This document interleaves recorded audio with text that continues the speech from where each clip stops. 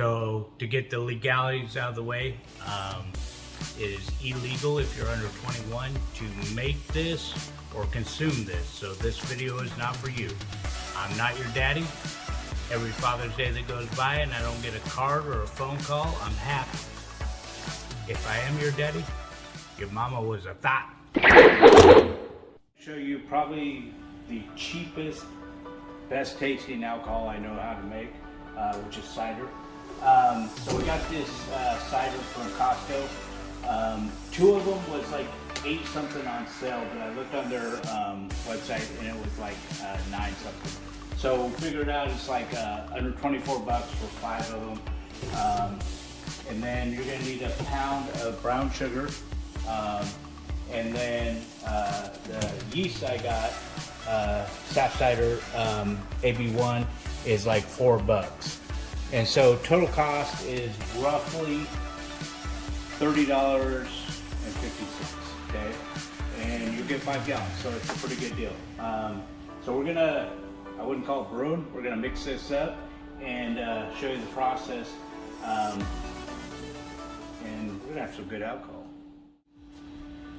Alright, so I want to make this as cheap as possible for you. So we happen to have some carboys laying around because of the room, whatever, and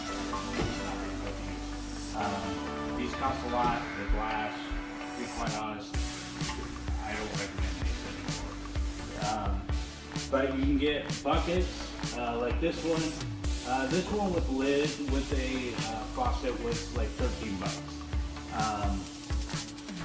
And then you would need a bubbler on top of that, which bubbler with stopper is like 5 bucks. So, or you can go to Home Depot, you can get another bucket, food grade bucket for like under 5 bucks, a lid for under 2 bucks, drill a hole and then put some type of air bubbler in it, you know, for cheap. So that'd be another route to go, just to, if you want to get started and make some hoops. Alright, so when it comes to fermentables, when it comes to like juices that you're looking to ferment, you need to look at the ingredients. And like this, the ingredients on this one is apple juice and concentrate, which is fine, water, and concentrated apple juice, which is great. There's no problem with any of that. If you got potassium sorbate, steer away from that. If it's got citric acid, you're good with that one. I believe that's a preservative for actually the color, but the yeast can get through that and it's just fine. But potassium sorbate will kill your yeast and make it very difficult. So this one is, you know, 100% apple juice from concentrate, which the concentrate doesn't matter. So the cool thing is that like each one of these we know is sanitized. I've already cleaned and sanitized both the fermenter and the funnel. So we just get to dump it in. Super easy.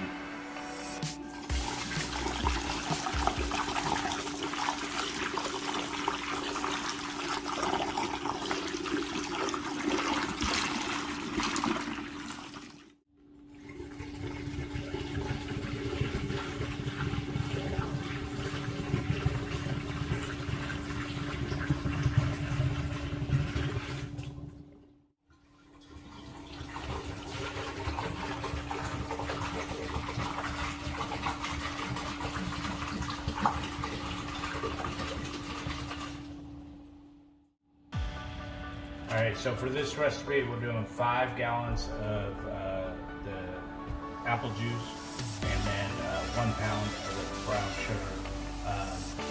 That'll bring it up to, starting gravity on the juice was about 46, and so this will bring it up to about 1.055, which will be about 7.3% alcohol.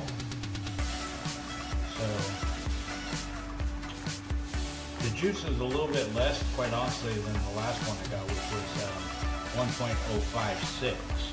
But that's right, this brown sugar will cover that and make it just fine. And sugar is super cheap.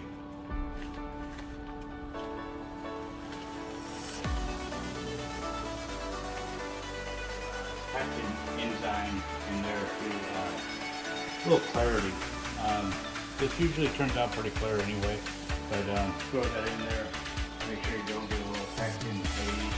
And then I also generally add a little bit of yeast nutrient. You know, I do about a tablespoon of that as well. Help the yeast out, get it going.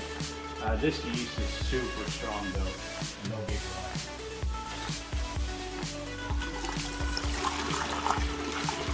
I'm gonna pour like half this in, and then the rest of it I'm gonna add the brown sugar to it, and we'll mix that in. So once you get the brown sugar, glass of brown sugar in there, what I like to do is mix it up in your last 5 gallon of apple juice to get it real mixed up before you send it to the fermenter. So just, if you're familiar with shake weight, do your thing.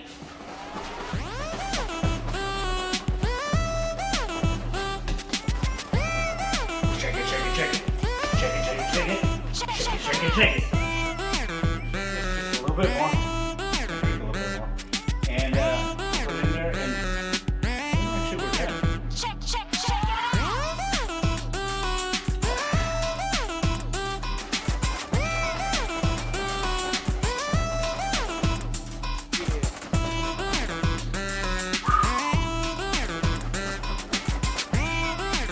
Baby.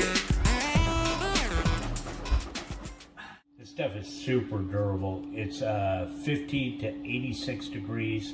It's good in all of those temperatures. It has a 16% ABV tolerance, so it will bone dry this out completely, which is what we're looking for. We'll probably back sweeten it with some apple juice concentrate.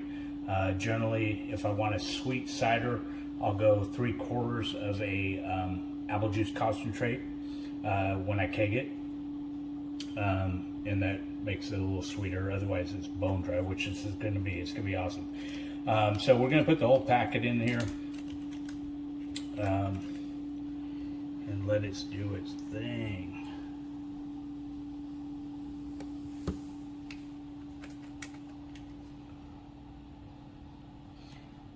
Those yeast will go in there and they're just going to have a heyday. I mean, you see all the oxygen there, plenty of sugar in there with the apple juice and the brown sugar. I expect that this will be super active fermentation by tomorrow morning. And I'll let this go for 2 weeks before I transfer it into a secondary. Generally, it's been clearing out, even in the primary, it's been clearing out a lot. The secondary is just getting a little bit more refined, but it's super clear even after the first fermentation. And then I'll keg it up and back sweeten it with some concentrate, and I'll do a video on that of if you're not kegging, if you're bottling, of how you can do that without blowing up bottles. I'll do a whole separate video on that because I've got a bunch of different brews that are going to be back sweetened but not necessarily keg. So we'll go over that as well in further reviews. So I appreciate you looking at these videos. Comment below, please subscribe, and we'll see you in the next video. Thank you.